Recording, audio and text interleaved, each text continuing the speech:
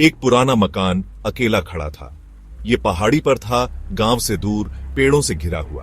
टूटी हुई खिड़कियों से हवा सीटी बजा रही थी और बारिश टूटी दीवारों पर पड़ रही थी। दूर से एक कुत्ते के भौंकने की आवाज आई, फिर सन्नाटा। विजय नाम का एक जवान आदमी मकान के पास पहुंचा।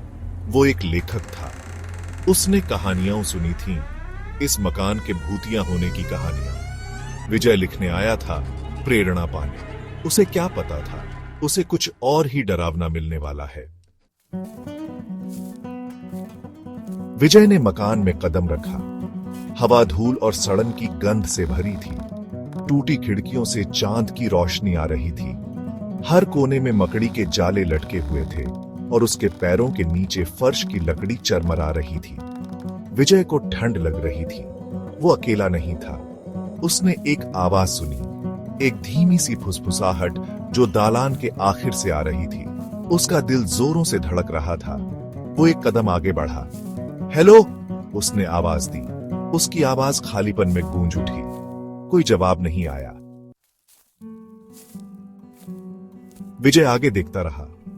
हर कमरा पिछले वाले जितना ही वीरान था। वो एक बड़े ड्राइंग रूम में दाखिल हुआ। फर्नीचर सड़ रहा था, वॉलपेपर उखड़ रहा था। जैसे ही वो वहां खड़ा था, उसे ठंडी हवा का झोंका महसूस हुआ। ये उसके चारों ओर घूम रहा था।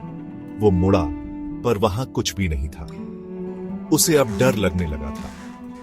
तभी उसने उसे देखा। साए में एक आकृति खड़ी थी, सफेद कपड़ों में एक औरत। उसका चेहरा पीला था, उसकी आंखें खोखली थी। विजय हाँफने लगा। वो पीछे हट गया। वो आकृति उसकी ओर सरक रही थी, एक ठंडे पारदर्शी हाथ से उसे छूने के लिए। विजय ने अपनी आंखें बंद कर ली। उसने खुद को छुअन के लिए तैयार किया, लेकिन ऐसा कुछ नहीं हुआ। उसने अपनी आंखें खोली। वो आकृति गायब थी। वो अकेला था, लेकिन उसे अकेलापन महसूस नहीं हो रहा था। उसे लग रहा था कि कोई उसे देख रहा है, उसका पीछा कर रहा है। उसे वहां से निकलना था। जैसे ही वो मकान से बाहर भागा, उसने एक आवाज सुनी। ये उसके कान के पास एक फुसफुसाहट थी। ये मेरा घर है, ये बोला, और अब ये तुम्हारा भी है।